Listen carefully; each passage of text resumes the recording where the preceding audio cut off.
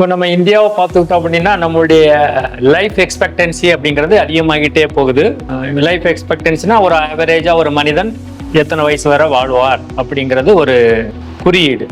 இப்போ ageing population அதிகமாக especially மென் பார்த்தீங்க அப்படின்னா அவங்களுக்கு இந்த ப்ராஸ்டேட் அப்படிங்கிற ஒரு கிளாண்ட் இருக்குது. அந்த ப்ராஸ்டேட் கிளாண்ட் வந்து ஏஜ் ஆகும்போது அதோடைய சைஸும் இன்க்ரீஸ் ஆகுது. ஏன் அது இன்க்ரீஸ் ஆகுது, அதனால என்னென்ன ப்ராப்ளங்கள் வரலாம், அதுக்கு தீர்வு என்ன அப்படிங்கிறத நான் இப்போ சொல்ல போகிறேன்.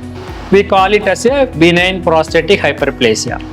அதாவது முடி எப்படி நரைக்குது ஏஜிங் ப்ராசஸ், அதே மாதிரி தான் இந்த ப்ராஸ்டேட் என்லார்ஜ்மெண்ட்டும். அது என்லார்ஜ் ஆகுறதுனால என்ன ஆகுது, அதாவது அந்த ப்ராஸ்டேட் கிளாண்டு வந்து ஒரு என்ன சொல்லுவோம் அப்படிங்கிறது வந்து ஒரு செஸ்ட்நட் ஷேப், ஒரு அதாவது நம்ம யூரினரி பிளாடருக்கும் கீழே நம்ம யூரின் போகிற வழியில் இருக்குது. நம்ம யூரினரி பேசேஜ் அது வழியாக தான் போகுது. ஸோ நம்ம யூரின் போகிறது வந்து அந்த ப்ராஸ்டேட் வழியாக தான் யூரின் போய்கிட்டு இருக்கிறோம். அது என்லார்ஜ் ஆகும்போது என்ன ஆகுது, அந்த யூரினரி பேசேஜை கம்ப்ரெஸ் பண்ணுது. ஸோ அப்போ நமக்கு வரக்கூடிய சிம்டம் என்ன பார்த்தீங்கன்னா, நம்ம யூரின் போகிறதுக்கு கஷ்டப்படுவோம். அது வந்து பிளாடருக்குள்ளே என்லார்ஜ் ஆச்சுன்னா நமக்கு வந்து அடிக்கடி யூரின் போக வேண்டியிருக்கும். அது எஸ்பெஷலி பார்த்தீங்கன்னா ஓல்ட் ஏஜில் வந்து நைட்டு அடிக்கடி போகிறது வந்து ரொம்ப காமன் ப்ராப்ளம் சிம்டம். அந்த நைட்டு அடிக்கடி எந்த தடவை போகிறதுனால என்ன ப்ராப்ளம்னா, நைட்டு தூக்கம் கெடுறதுனால நிறைய பேர் கீழே விழுந்துடுறாங்க. கீழே விழுந்து உயிருக்கு கூட ஆபத்து இருக்கக்கூடிய நிலைமை வராது. இப்போ அதை கண்டுபிடிக்கிறது வந்து ஈஸி. நம்ம இந்தியன் மனநிலை என்னவென்றால், வயசாகும்போது நம்ம நினச்சிக்கிறோம் இதெல்லாம் காமன், அதாவது நம்ம அப்நார்மலையே நார்மல் நினச்சி வாழ்ந்து கொண்டிருக்கக்கூடிய ஒரு சமூகத்தில் வாழ்ந்து கொண்டிருக்கிறோம். அப்போ வந்து இந்த யூரினரி சிம்டம்ஸை நம்ம அதை இக்னோர் பண்ணிட்டோம் அப்படின்னா என்ன ஆகும், யூரின் கம்ப்ளீட்டாக பிளாக் ஆகி யூரினே கம்ப்ளீட்டாக பிளாக் ஆகி ஒரு காலத்தில் கிட்னி ஃபெயிலியர் ஆகிறதுக்கும் வாய்ப்பு இருக்குது. நிறைய பேர் பார்த்தீங்கன்னா யூரின் கண்ட்ரோல் இல்லாமல் போய்கிட்டு இருப்பாங்க. அது வந்து அவங்க கிட்ட கேள்வி கேட்டால் இதெல்லாம் நார்மல் டாக்டர் அப்படிம்பாங்க.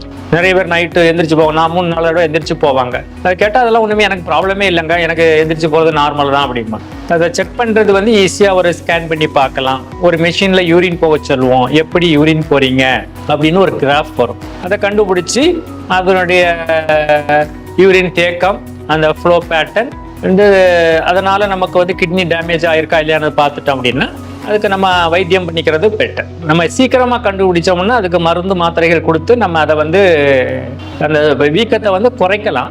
பட் மாத்திரையை விட்டோம்னா திரும்பவும் நமக்கு அந்த வீக்கம் வந்து ஒரிஜினல் ஷேப்புக்கு வந்துடும், திரும்பவும் சிம்டம் வர்றதுக்கு வாய்ப்பு இருக்குது.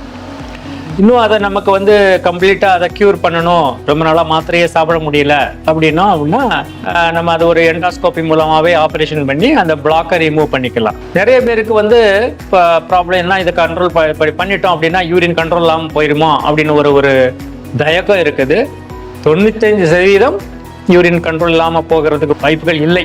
அதனால தைரியமாக பண்ணிக்கலாம். பண்ணிவிட்டு அதுக்கப்புறம் நீங்கள் உங்கள் குவாலிட்டி ஆஃப் லைஃப் பார்த்தீங்கன்னா நல்லா இருக்கிறதுக்கு வாய்ப்பு இருக்குது.